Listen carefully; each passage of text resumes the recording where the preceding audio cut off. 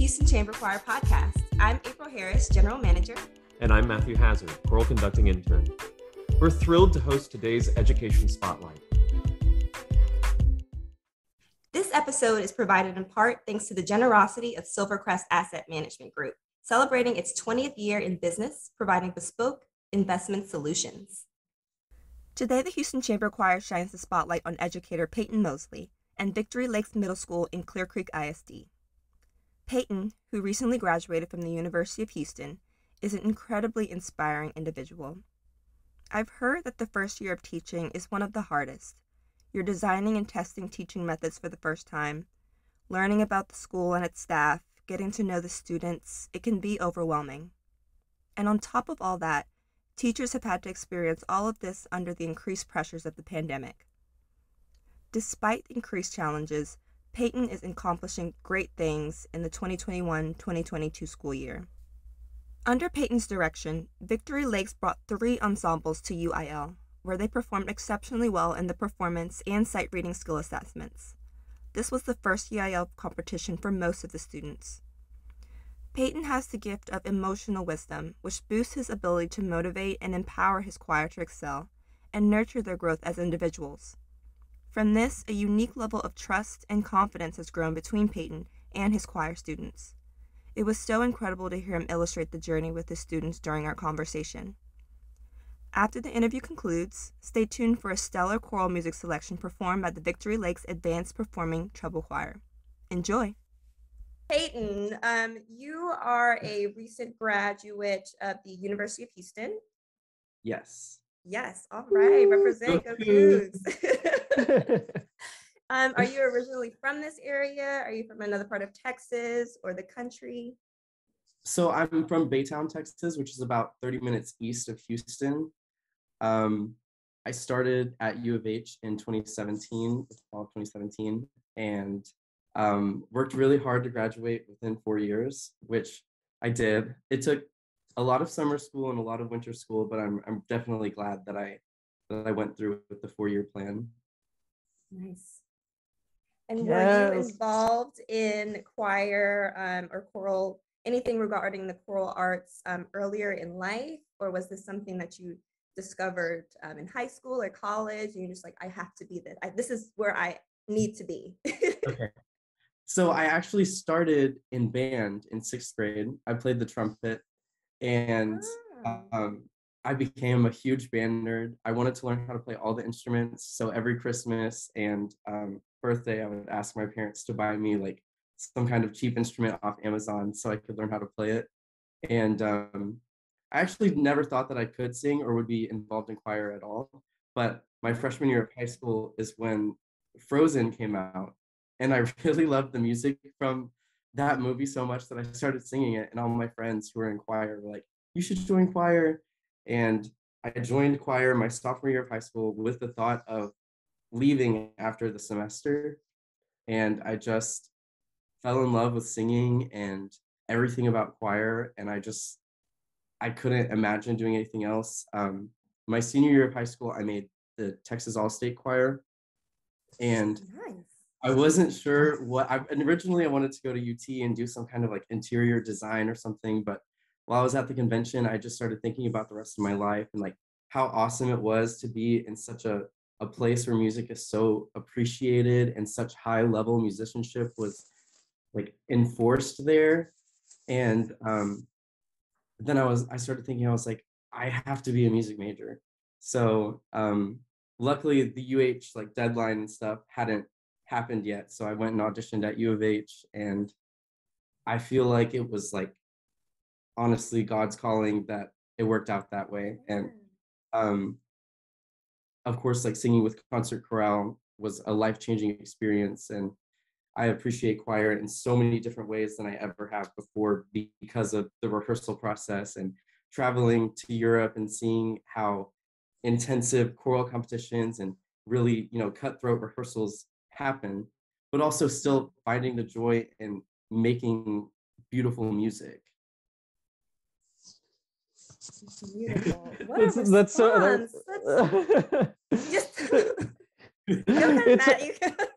Well, I mean, okay, so relation between Peyton and I is like me arriving in Houston and getting to sing with you in concert chorale for a year, and I guess like, and then we had the pandemic, which Yeah. is just so terrible. Everything is kind of upended, but then before you know it, you were off student teaching, and now you're doing the thing, and it's so wonderful to see that, like, like whichever forces may be, that karma is absolutely working in its favor. Like you as a person are such a warm and inviting spirit, and so bubbly and uplifting, and it's just like, yeah, you're doing the thing and you're doing it well. Yes, it's deserved. It's deserved. It's so good that people get what's deserved, and you're getting exactly.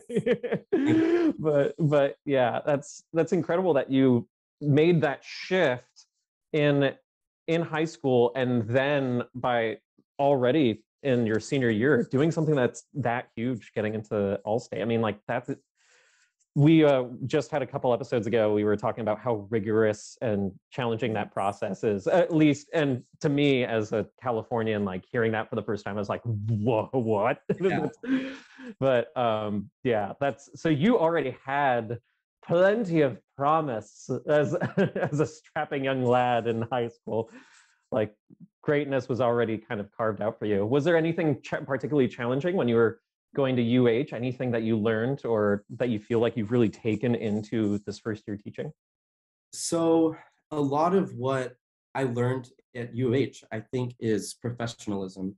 I definitely think that that's one of the most valuable lessons I learned. That's not something they teach you in a class, but just the way that U of H runs its program, I feel like once you take that step into the real world, there are real deadlines, there are real things that need to get done. And if they don't happen, especially if you're the only director, then you're letting down a mountain of people, not only your students, but your staff and, your administrators. And so I feel like because of the pressure from U of H to stay on task and to make sure you're submitting your assignments and, I mean, even in choir with Dr. Weber having us have the testing and the intensive rehearsals, I'm not convinced that it was because she wanted us to be, I mean, she does want us to be amazing, but that's not the only reason that she does that. It's to teach us that there are real consequences, there are real deadlines you have to meet. And I think in a way that because of all of that and all of the pressure from U of H, going out into the real world, having real pressure, about setting up a contest or getting 3 choirs on a bus or having all the buses booked before the event, it really kind of takes the pressure off my shoulders because I've already felt that pressure, And so it feels a lot more attainable as a first year teacher because we are already set at such a high expectation in college. And so going in, there's most of the things that I don't know, like administration wise, I find myself asking questions a lot. I'm not one to hold off on asking a question if I don't know something, because I think that that's an unhealthy way to grow. I think the best way to grow is to go in knowing what you don't know, or understanding that there's a lot that you don't know, and asking people that do know what to do or how to do it or how they've done it to at least give you a shape of what you can do. I've really enjoyed the freedom of being at Victory Lakes by myself because I feel like I'm the only one in the classroom. I get to really focus on making and building relationships with my kids, and I get to try things that I want to try without the pressure of someone watching me and giving me feedback, but then when I'm at Springs, I do something, I am able to have that, head director, assistant director feedback. So I feel like it's been a really difficult time to be at 2 schools, 2 different schedules to manage, but it's been a huge growth for me as a person and as a teacher. I feel like so confident in walking into a classroom full of kids that I don't know now because I had to do that from the beginning, and it feels really good to feel comfortable in front of those kids and, to be able to express why the things that we're doing are important when at face value it looks like we're just singing, but it's so much deeper than that in the classroom. And something I value a lot, especially at the middle school age, is I don't like to yell or get angry. I sit them down or look at them in the face and ask them why they're doing something and explain to them why it's not right. Because they're people and they really appreciate having someone sit down with them instead of just yelling at them to stop, to tell them this is why you don't do it, and really make them think about it. I think when you yell at a student, they're not reflecting on what they're doing. When you ask a student why they did something and ask them how it's going to make our choir better if they do that, and kind of put the bigger picture in their mind instead of, oh, this is just a class. It really sets the tone of the classroom, I think. Diamonds are built under pressure, but you have a diamond heart. I mean, it's clear that your teaching philosophy revolves around respecting the adult, the human being, and other human beings, the adult and the child, so to speak. Right. Do you think that factored a lot into your preparation process? Because I mean, actually, if you want to discuss about the amazing thing that you and your students pulled off at the intermediate school recently, I would love to just hear all about it and Okay. get your comments. So for UIL, I spent a lot of time picking rep. My pool is very small. This is my first year of teaching, and it's a little difficult to change your mindset from a really advanced college choir to a middle school choir. And I student taught in the midst of the pandemic.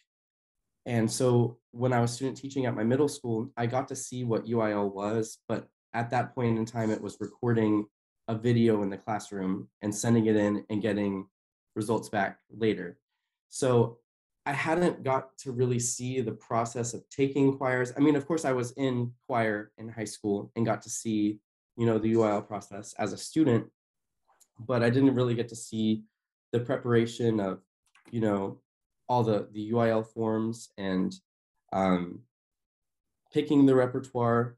It was picked at my student teaching place. I didn't also realize, like, ordering buses. I keep coming back to that. That is just No, it's so real. I The can attest, admin work, the operations, the little things, they matter so Yes. much.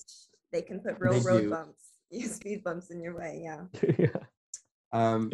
But I finally settled on some music that I chose to pick pieces that I felt like my choirs would be successful with, rather than something that we would rehearse to the end of the contest. Basically, I wanted stuff that, one, I liked teaching, two, matched my singers' voices, and three, something that was a little diverse, so it was never the same thing over and over again.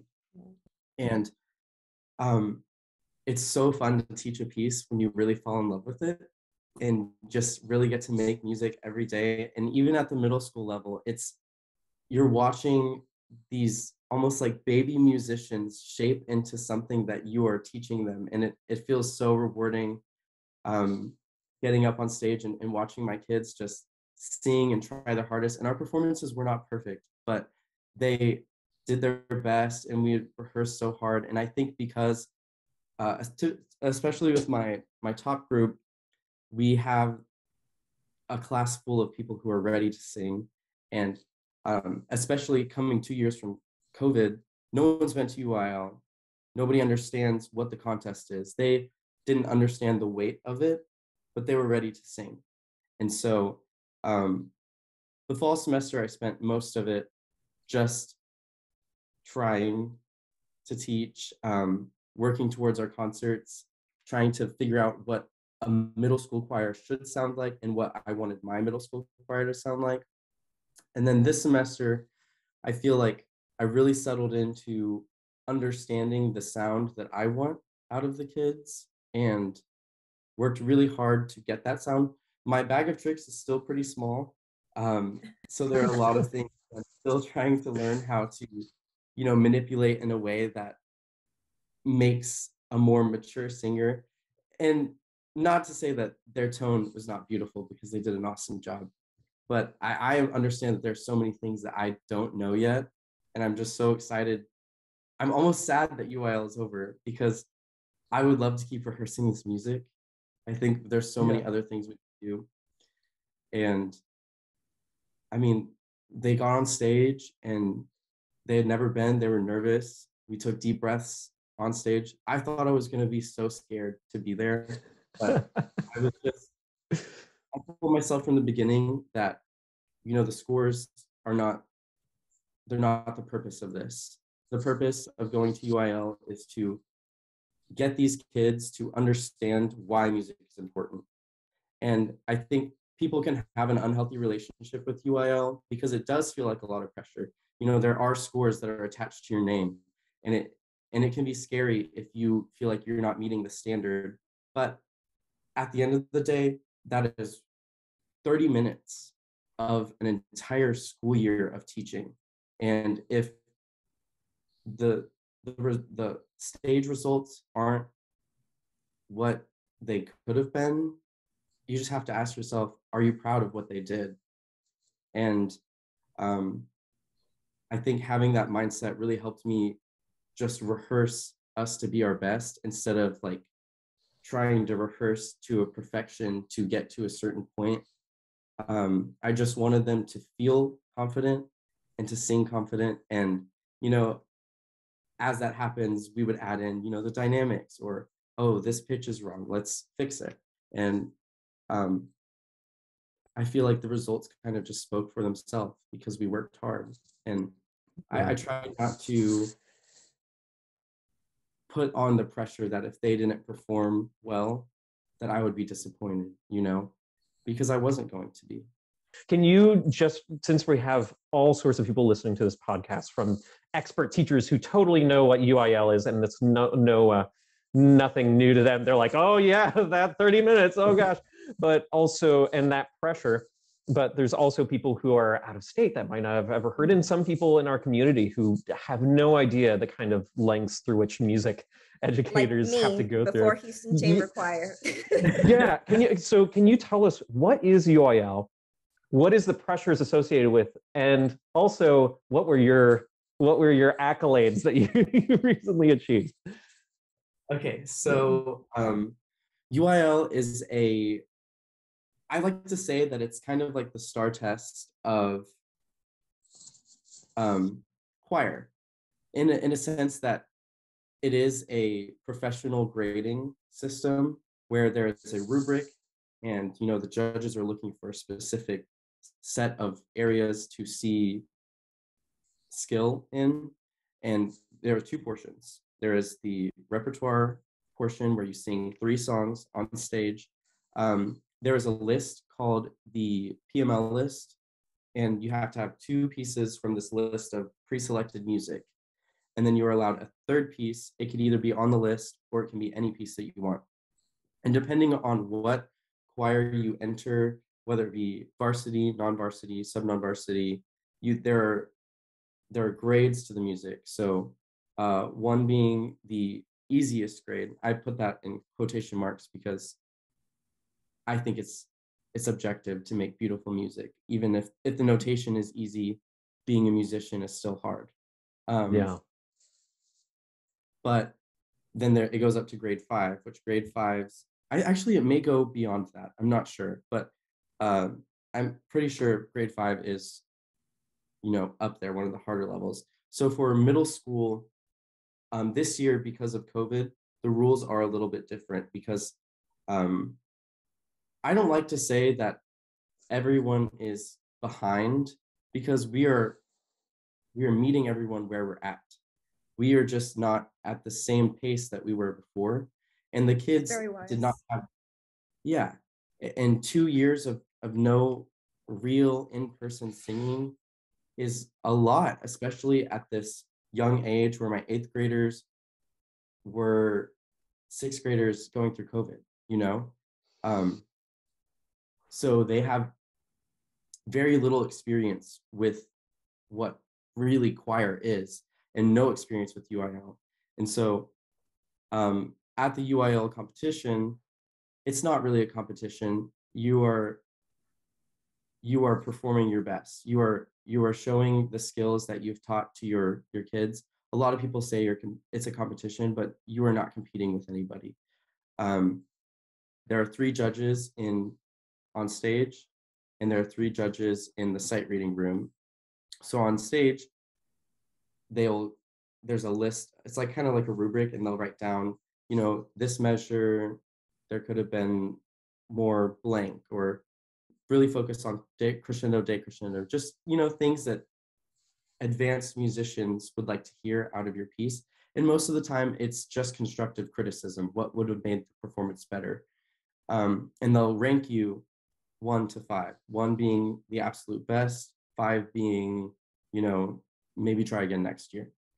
And then in the sight reading room, you get handed a piece of music that I nor the kids have ever seen before. They're typically written for the process, and you get 6 minutes to open it. You may not sing. You can chant, you can audiate, but singing will disqualify you. So we spend those 6 minutes chanting, audiating. Of course, I can play, the tonic triad, and we can audiate, but we're not allowed to sing. Then once the 6 minutes is up, I cannot speak. If I speak, we're disqualified. I go back to the piano, I play the tonic triad, I give the starting pitches, we hold, and then we sing on solfege. And that's the first read. Once the first read is over, immediately you have 2 minutes to go back and kind of try and correct anything, or, strengthen anything that was a little weak within that time. And then you have your second read. And then once that's done, the process is over, you hand the music in, and you walk out. So the judges in the sight reading room kind of grade you on both. The first read, especially with these judges, they're writing really great read. If there's a part where we messed up, they're like, you can fix this, like you can do it. The judges want you to do well. It's not like, oh, that was terrible, you're never going to be good. It's really a supportive thing. They want you to do well, but they also have to follow a specific grading policy. And so it's the same thing, 1 being the best, 5 being the worst, graded on rhythm, pitch accuracy, and skill of sight reading. Are you focused? Are your students, do they know what to do? It's really a reflection of, have you taught them this process, rather than a sight read? Because if they know the process, they're going to feel more comfortable doing it in the room, because then it's just like another day in choir. We're just sight reading, you know how to do this. So I took 3 choirs to UIL, which I have no idea why I decided to do that. But go you for giving them that experience. What are your 3 ensembles, if you don't mind me asking? So I took a non-varsity treble choir, and I decided this year, the UIL rules say that we don't have to take a varsity choir, and my top girls definitely could have gone as a varsity, but I'm in the process of rebuilding my program. I started with about 75 kids this year, and 30 of them are 6th graders. So I've got a pretty small pool of 7th and 8th graders, and none of them have been to UIL. And I wanted to set them up for success. So I took my top girls as a non-varsity treble, picked music that I liked and I knew that they would like, and we practiced sight reading. They're a fantastic group of girls. They're just awesome. I love rehearsing with them. I brought that's called my advanced performing treble class. And then I've got an advanced treble class, which are all 7th graders who were in choir during 6th grade, who are in line basically to move up to the next group the next year. And then I've got my intermediate treble choir, which is 7th and 8th graders who have never been in choir. So I decided to combine those two classes because they're pretty small right now. My advanced has 10 girls and my intermediate has 7 girls. So I decided to combine them, which makes them feel a lot more confident on stage, especially my new singers, because they've never been in choir before. And it's a little scary to sing, especially when your class is so small. You really have to be comfortable to make any kind of sound. But I combined them. We had a few 7 a.m. rehearsals, and we had some struggles. They really didn't understand why we were doing it, or the caliber of what UIL is and how serious it is in the moment. And so they really didn't understand that until we got to pre-UIL and they saw all these other choirs doing well. And our pre-UIL results I was so proud of them, but they weren't what the kids wanted out of it. So once they got back their pre-UIL results, I think something kind of clicked, like, okay, we need to work harder for this. And lastly, I took a tenor bass choir, which has about 9 singers in it. And that's always a challenge because their voices are so different. You have tenors changing voice. Yeah. I didn't big even know time. that there was bass at the intermediate level. So I'm learning. Wow. So you've got your tenors, which are really sopranos, and then you've got your oh, the struggle is real. Continue. It's just always fun to go over reasons why men's or tenor bass ensembles in middle school are so challenging. But as you were saying, your tenors, sopranos. Then you've got your tenors who are getting to that tenor territory, and then you've got your basses who their voices have just dropped and they forgot what it feels like to do anything above like a D3. So the truth. I had to work very difficult. Well, I don't want to say difficult. We had to spend a lot of time focusing on getting them comfortable with the full range of their voice, because male voices are they do have a ton of range.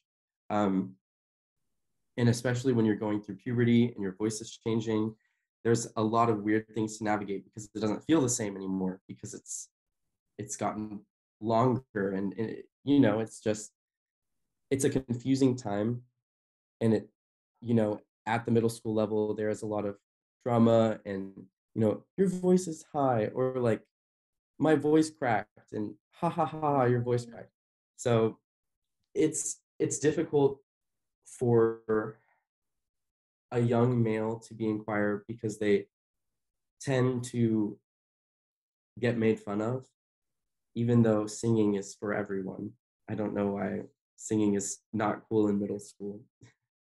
But well, because they haven't had you yet, and that's going to change. Obviously, I mean, I think it's so admirable that you brought so many of you, like you brought your beginners to UIL, and like it totally makes sense that it clicks the moment that they see how respectable and how high stakes it is. It kind of just adds that fire of like, oh, we're in this to a little bit of that competition atmosphere that, for better or worse, does add some of that pressure that entices high performance. So yeah, I think bravo to you. Like that would only improve the recruitment for your ensembles and the retention, because they know that it matters, at least in certain concrete ways. But you're acting as the voice teacher for these boys with changing voices, and their brains are developing and they're realizing like, oh, social pressure, and like, oh, I need to look cool.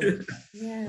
That just never gets old. But ultimately, you experienced a really great success, because come UIL, you had all 3 of your ensembles made ones, the highest grade you can make for in their performance section, and then almost all of them, or like two of the three, had made ones in the sight reading and twos in just for for one of the ensembles, which I think is like, oh my gosh, you got them reading. Go you. First year beginning teacher, teaching middle school, building up a program. We're hot off the heels of pandemic and everyone has forgotten how to sing. I mean, like, me included, like all of us include, we've all forgotten how to ensemble sing, and yet here you are, like encouraging such great success with them. They're reading, they're singing, and it's just clear that that they are so fortunate to have you. With all of that said, what kind of pressures does UIL place on a beginning teacher? Like what kind of pressure did you feel, if you did feel any pressure? So I definitely had those moments of, oh my gosh, I'm bringing 3 choirs. I don't know what the judges are looking for. I don't know if what I've been rehearsing is right. Like, I mean, there's so many doubts as a first year teacher. You don't know. I feel every day walking into the classroom this entire year, I don't know what I'm doing. I mean, I've got a plan. I know what I want to work on. I have an idea of where they should be, but I don't have enough experience to know, no, this is what a middle school choir sounds like. This is where we're supposed to be. So it was a lot of questioning, am I doing this right? Am I giving these kids what they need to succeed, basically? And there was a lot of pressure knowing that the scores are attached to my name. I was like, I feel like my reputation is riding on this experience. And that's not true, but that is one of the thoughts that, run through your mind, like, oh my gosh, if I don't do this right, it's going to reflect on me as a teacher. And, just the weight of, like in CCISD, it's a little bit of okay,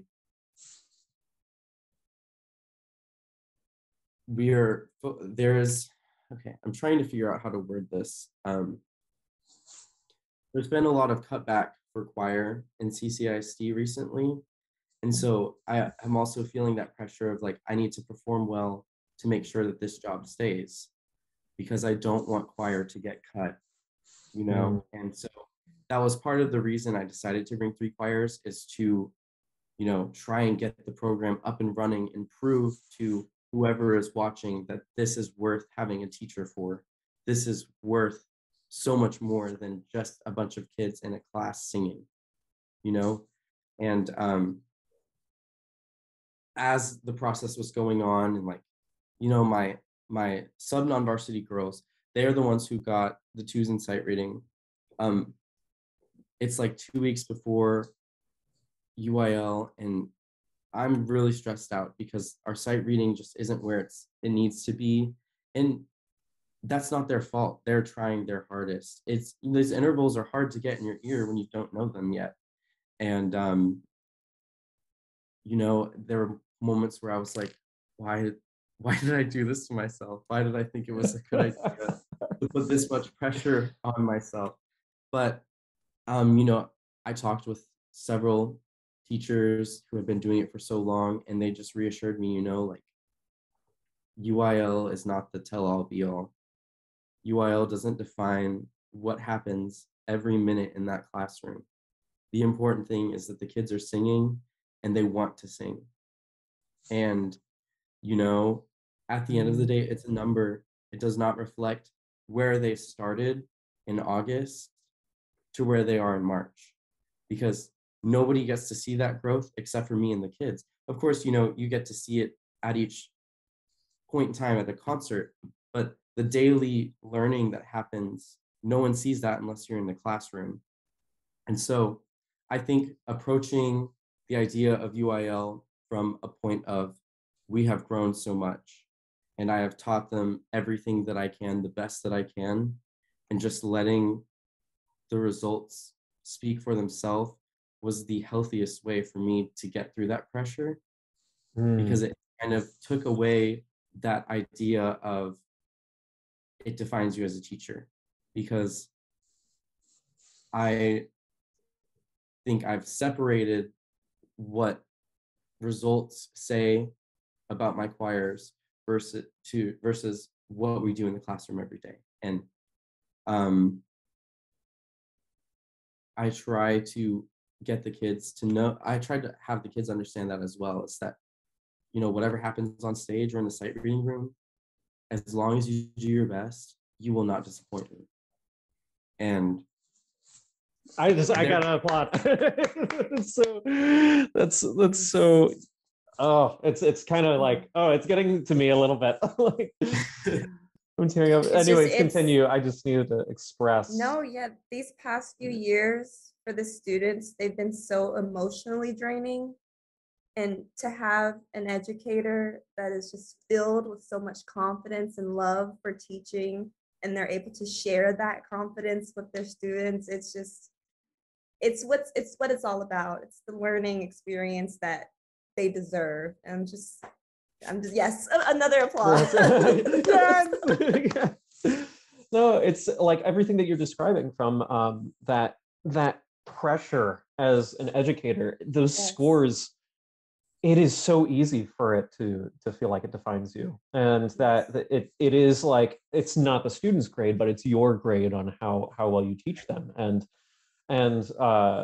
that the approach that you've taken, I think, like, even though on paper so many of us have been exposed to this idea of a growth mindset versus a product mindset, or of caring more about, like, you know, you're trying to fix mindset, I should say, like where you care about the product more than you do about the process. But clearly you're demonstrating this growth mindset almost out of, like, you know, not necessarily out of survival, but in the things that, well, we have so many people who, teachers, like, I mean, like, some of us have been teaching for years and years, and it's so easy to forget all of the incredible, exciting lessons that we learn under pressure in that first year.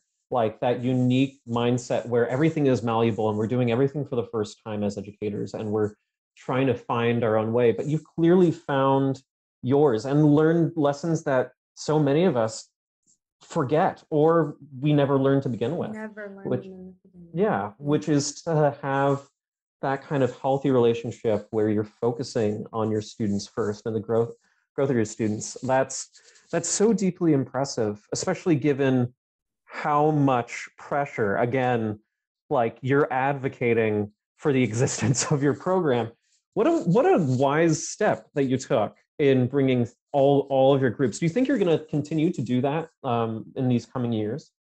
I do, actually. I think that it was the right decision. And, you know, now all of my seventh graders who are returning have that experience under their belt. Every seventh grader and eighth grader in VLI choir went to UIL.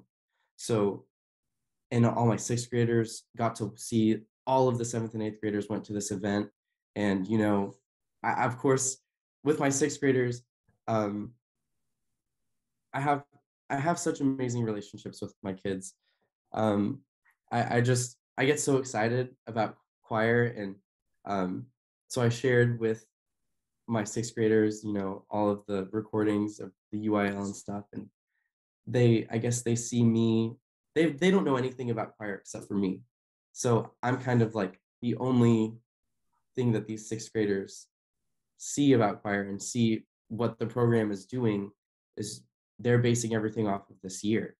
And so I think I've got some really excited sixth graders to go and continue this process. And I realized recently I really need to spend some time investing in my sixth graders, and especially in this next back half of the year, is what can they expect next year as a seventh or eighth grader in choir. So I'm trying to plan out the best way to achieve that, especially at my with my sixth graders. That's my largest class, and Yeah. I really enjoy it. It is such an exhausting job. I come home and you know, there are so many times where I've got to stop rehearsal and go sit in my office with the kid because they're crying. And as an adult, you see the clear answer, but it's so hard for someone when every day their school day is their life. They don't see the bigger picture of the entire world. So, the fact that she called me ugly is the biggest deal that they're dealing with. And it's a valid emotion. And I think that when you spend those moments, even if the kid is not opening up to you, or, in your head, you're like, this is not the end of the world. The kid sees it as you listening to them and letting them be human and be their age in front of you, and you don't have to. I think there are a lot of teachers who, I don't want to say a lot of teachers, there are teachers who tend to become impatient when things like that happen, and I definitely see why, because sometimes you're just like, why did you do that? But yeah, big time. But when you give them a moment to feel what they're feeling and let them know that, like, hey, you are allowed to feel this way, and it's not going to change anything in this room, but you can still come in this room and we can still sing, and it can be the good part of your day. And I think building a safe classroom was and is my number one goal as a teacher, because choir was that place for me.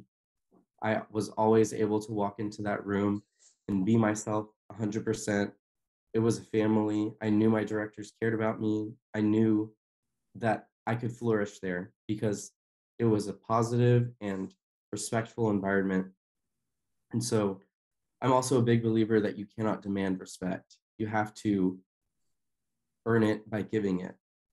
And so I respect all of my kids. I talk to them like adults when they can be. Of course, there are times where I'm like, you've got to put your foot down. I've got to put on teacher cap, and sometimes they do just need like a little bit of strictness. But I think for me, it's more rewarding, and I think it is more developmental for the students when you kind of put it in their court. Like you give them the expectation and expect them to meet it, not because you said so, but because you and they both know it is the right thing to do. And I think that musicians learn so many life lessons through being in ensembles. I mean, understanding that you have to work together. You have to view this choir as your family. Otherwise, you can't make music if you don't feel safe in this room. And understanding that, like, hey, when you act like this, you take it away from everybody else in this room. And so it really gets them to think about the people around them and what we're doing, rather than I'm here, it's just me at school, my grades, my this. It's not about me. It's about us, our choir. And I think that's like my favorite thing about choir, is the fact that it really is a bonding experience, because you can't be in a choir by yourself. You have to have singers. Yeah.